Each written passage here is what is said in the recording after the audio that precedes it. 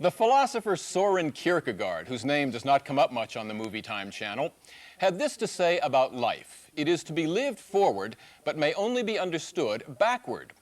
The latter is our direction on the program today as we try to understand American culture in the 80s. Word of Mouth with Eric Burns. Richard Shickel, author and Time magazine film critic. Merrill Markoe, columnist and international beauty. Van Gordon Sauter, writer, producer, and former president of CBS News. And Harry Shearer, writer, producer, director, and actor. The 80s began with Jimmy Carter in the White House and Brooke Shields in Calvin Klein jeans. They began with the first Friday the 13th movie, the fourth Steelers Super Bowl championship, and the infinite number of possibilities of Rubik's Cube. They began with Pac-Man. They are ending with the infinite number of possibilities of Nintendo. Here is some of what happened in between.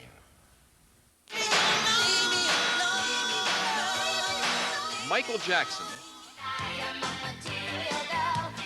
Madonna, Bruce Springsteen, and John Cougar Mellencamp established themselves as the Fab Four of this decade, with Mellencamp at the forefront of a new wave of celebrities for whom the social cause was almost as important as the hit record or movie or sitcom. Bill Cosby's was the champion of sitcoms in the 80s, Dallas the champion of primetime soaps. Donald Trump actually was just a spin-off of J.R. Ewing.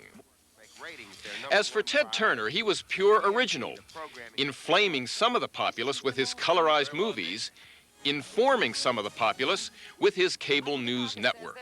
Two supernatural beings were dominant figures in the 80s, E.T. the extraterrestrial, and Shirley MacLaine the partly terrestrial. Jane Fonda was down to earth with her workout videos. Entertainment Tonight encouraged us to worship the stars. Three stars met particularly tragic ends in the 80s. John Lennon was shot to death. John Belushi was drugged to death. Rock Hudson died of the decade's plague, AIDS. What are you? I'm Batman. Batman was the biggest grossing movie of the decade. Stephen King, the biggest grossing novelist. New Formula Coke, simply a gross mistake. As for the rest of the decade, well, we now return you to our studio. The common perception has it that the 50s were the golden decade of television. Harry, if that's true, what color or metal were the 80s? Bronze that's oxidizing quickly. Which is to say, you are not praising the 80s.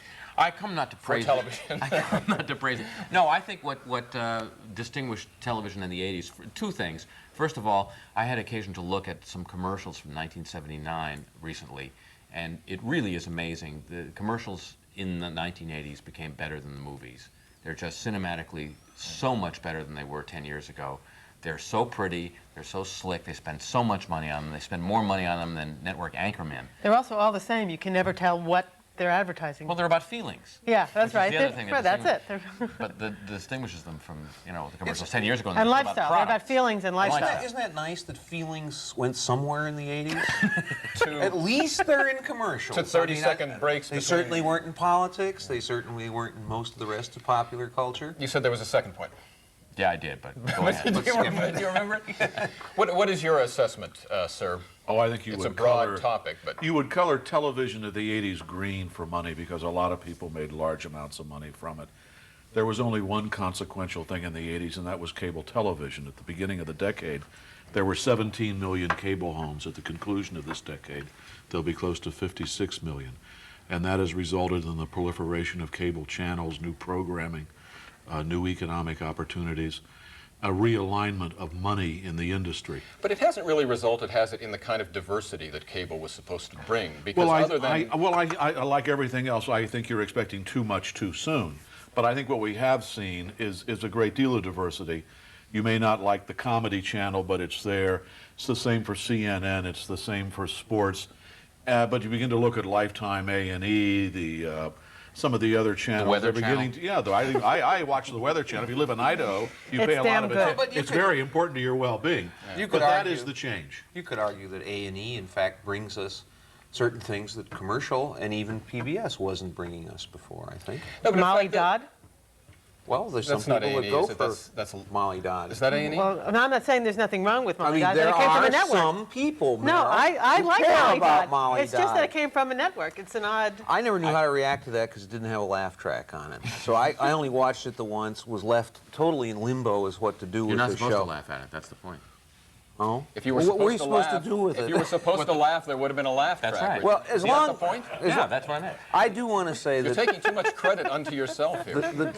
I want to just, I meant to mention this on our Thanksgiving show, something I am thankful for and something I have loved on television in the 80s, and that is the Bob Newhart Show, which is, I think, the only truly surreal sitcom that I've ever seen. And interestingly, through every permutation of it, too, which has been a variety of people working on it and a variety of cast members. But it's sort of consistently what it is, and I've just enjoyed it. I just think it's a wonderful, goofy, strange show that makes no aspiration to social comment or anything like that. It's just out there somewhere in this strange Van, never how about a land. choice from you?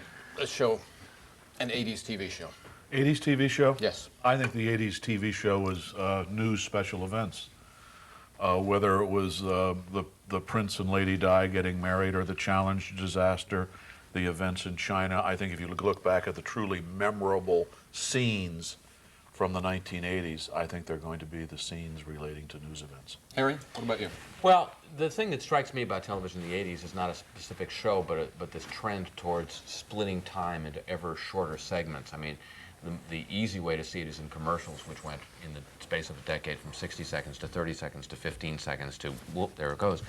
But the same thing is happening with program content. Van mentioned the Comedy Channel. Nothing on the Comedy Channel lasts more than a minute and a half. Now, in comedy, that's barely enough time for a decent setup, let alone one reasonably good punchline, and then you're off to something else, and, oh, who are these people?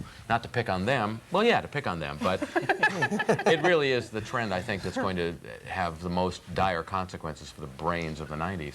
What about the other viewpoint, that is to say, that which was most reprehensible or at least disturbing in the 80s? Does it have to be TV? in television? I didn't get to. It does I at didn't this get point to. in the show, yes. I didn't Well, get to I have have one nothing of to these say about answers yet. Oh, I'm sorry. I'm sorry. You may. Have Well, no, one of these. I was just thinking to augment what he said. Wait a minute. You want an answer, and it's just going to be to parrot what he said? Augmenting gonna is be not augmenting. parroting. Augmenting isn't it's parroting. It's going to be an not fine, augmentation more and yet parroting. something entirely unique unto itself. I think Well, when this- Immanuel Kant said that. With a no, Merrill Markoe said that. Who's She's even gonna more prove it rarely now. mentioned. Damn it! I was just going to say. Or as Kierkegaard said, you can only augment backwards, so would you... No. Augment forward. I was just going to say that I thought the 80s were the decade where TV started talking about itself, because the 80s were the decade where many people who are producing and in charge of the content of TV grew up on TV and started making references to TV. And there's a lot of TV talking about TV on TV now. Not only talking about it, but just in the creation of TV. I had the opportunity at the dawn of this decade to be involved with a situation comedy show, and people... What was that show? I'm not going to say. And people in talking about, well, she should do this or she should do that, weren't referring to what my aunt did or I had this cousin who did this crazy thing. They were saying, let's do this thing like Lucy did. And it's now reproducing itself. Much of TV is about TV now. We have to go to a break, but before that, anybody have a nomination for most disturbing trend on TV for the decade? Absolutely. The continued narrowness of PBS. Narrowness of programming options? Correct. Not enough right-wing shows? No, too many nature shows. That was Too many dying animals. No. It's the fact that PBS is an entitlement for the upper middle class that we're all as taxpayers obligated to support, and PBS should find a larger and serve a larger audience in our society. Wait a That's minute. the tragedy of television in the This 80s. entire table is thus part of this entitlement. Well, the rest of you are. I'm only sort of lower middle class. But We have to take a break. We'll come back with other topics right after this.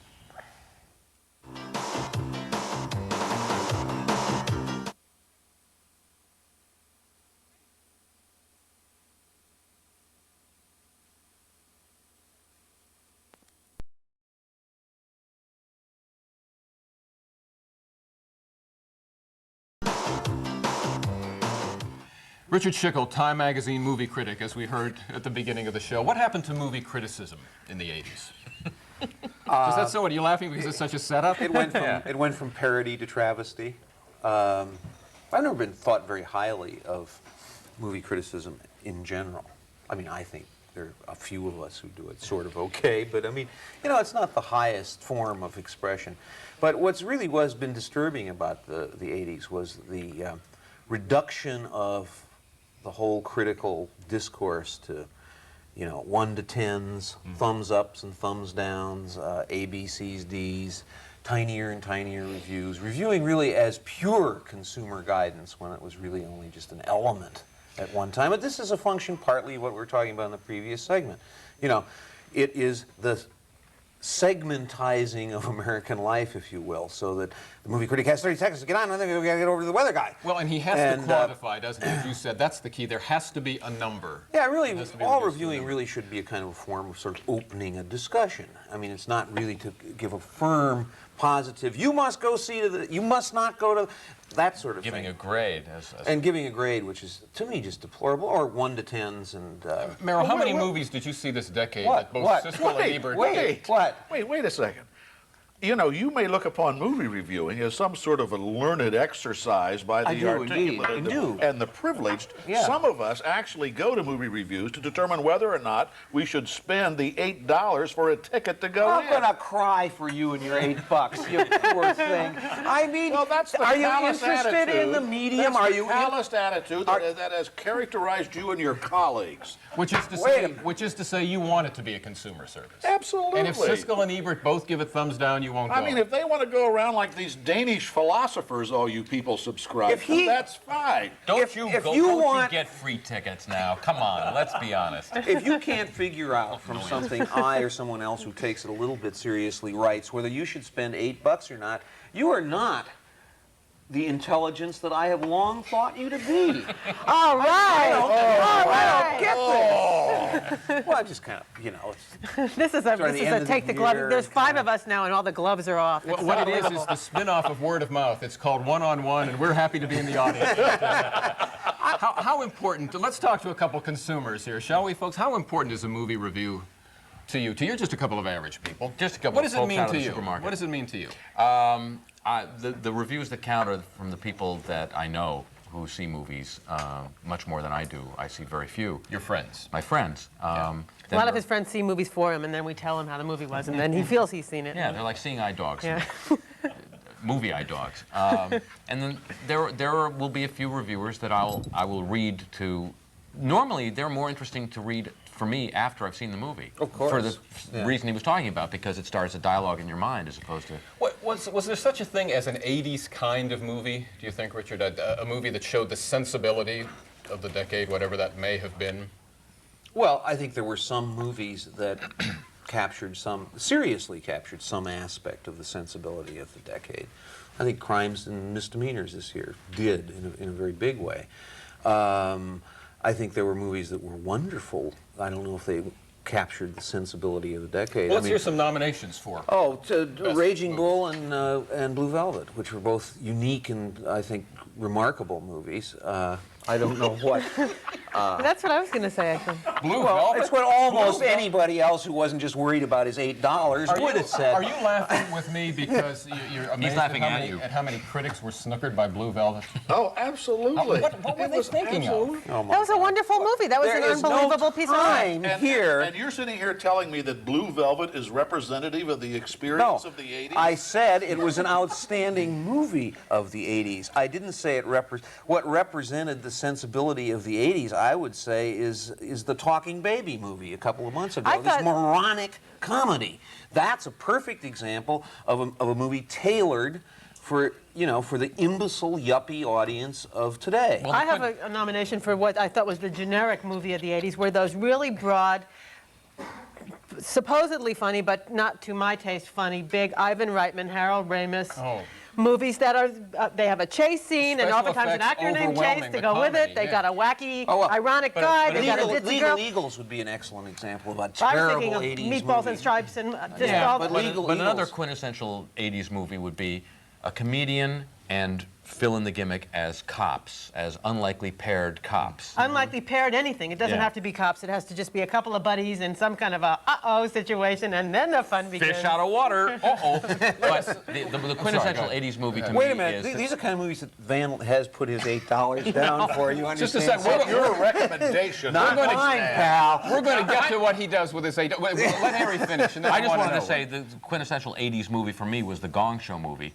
Because Now, that was good, though. Now, that was a damn that good was movie. worth $8, man, by the way. It was a movie that stripped all of the pseudo-artistic pretensions from movies like All That Jazz and Stardust Memories and just left the basic attitude of, I'm such a genius, why don't they leave me alone? What about, I have one even bigger, better one than that. What about that movie where you could win $1 million if you went to it? I forget what that was If you again. figure out the $1 clue, something. if you Yeah. figure out the clue, See, there was if a they movie- just have combined that with Look Who's Talking, you would have had the perfect 80s $1 million movie. maybe. Yeah. before I gotta call somebody. Can we be... hang on, before we bring you back in, could I ask, because it's been bothering me for quite a while now, where it is that you pay $8 for a movie? It's a special Beverly Hills movie theater that he goes. Van, are they getting $8 out of you per No, movie? they get $7 down here at the Beverly Center, and a small container of popcorn is $1. It's $8 to go to a movie. What movie was most worth it for you in the last 10 years? We'd all like to know. Two. Both from a somewhat similar time frame. I would say the best movies of the decade were The Mission and Amadeus. Well, we expected less of you. I mean, they were a couple of high-minded movies, and do I speak for everyone else in saying I think that's characteristic of all my artistic and cultural perceptions on this program. He is too high-minded to be a movie critic. You know, these two snores of a movie. No, he comes in with high-minded artistic assessments. He does. He always comes in with a high-minded artistic assessments. It's just some of the cultural observations and the political skewing that goes in the... We have more cultural observations and political skewing coming up after this break. This looks like it's growing.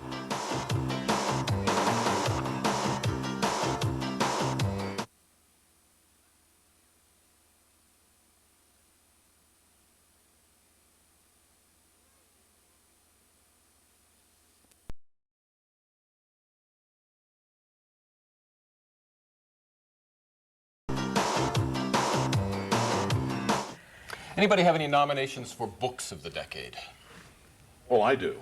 I don't mean books that were, I mean a book that you particularly... Naturally, he that you would. particularly liked. He had a couple of minutes to think And I hate to tell you, it doesn't relate to psychopaths living in small towns, killing and torturing one another. I think that there are two books, both with distinctly American themes, that in effect bracketed the decade. First one being Lonesome Dove at the beginning of the decade, and at the conclusion of the decade, Billy Bathgate. Best novels of the decade. Actually, one of mine would be also by Ed Doctorow, but Loon Lake, which most people found a hopeless jumble. You know, I was working for the Today Show when Loon Lake came out. Tom Brokaw, who was the anchorman, then read Loon Lake and hated it and said he Couldn't would not... pronounce the title. He, I hated Loon Lake. Loon Lake, I don't understand the word. Brokaw said he would not interview Doctorow on the set, and so I was dispatched to do why. it on tape. And when I got the message, I had had too much to drink. One night, the only night this happened. And the coherence of that book to me, under the influence of alcohol, was absolutely stunning. The second time I read it, I had had too much to drink too. And I wonder truly if the people who thought it was too confusing, did you read it? No. Oh. Richard? Because Tom told me it. He said don't do it? It's a loser. I wish to place a nomination, an English novel by David Lodge called Nice Work, which is comic, a beautiful summary of class and intellectual differences in, I think, it's set in England, but in our modern world. A wonderful book. I think even... I mean, you're the kind of guy who drives a Mazda. I thought we were doing with American culture here.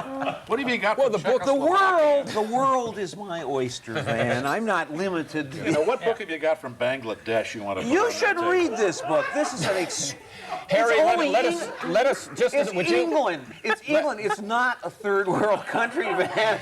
Harry, may we hear from you on this subject? My favorite book of the decade, of course, was The Satanic Verses.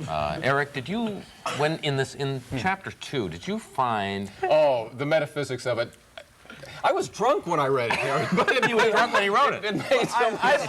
I'd like to wait and hear what Tom Brokaw has to say about it before I... Merrill, would you like to place one into nomination? Yes, I would. I would first like to say you look very nice in your sweater. Thank you, ma'am. I've been watching you on the monitor. I'll miss your diversions. Yeah, I would like to place into. I just come to these this week. I bought them both at the market where they're now at the checkout counter. It's the Cute Guys in Sunglasses series, and I've been enjoying them, These quite are frankly. the autobiographies of 2 football players. That's right, the Boz and McMahon. Exclamation point.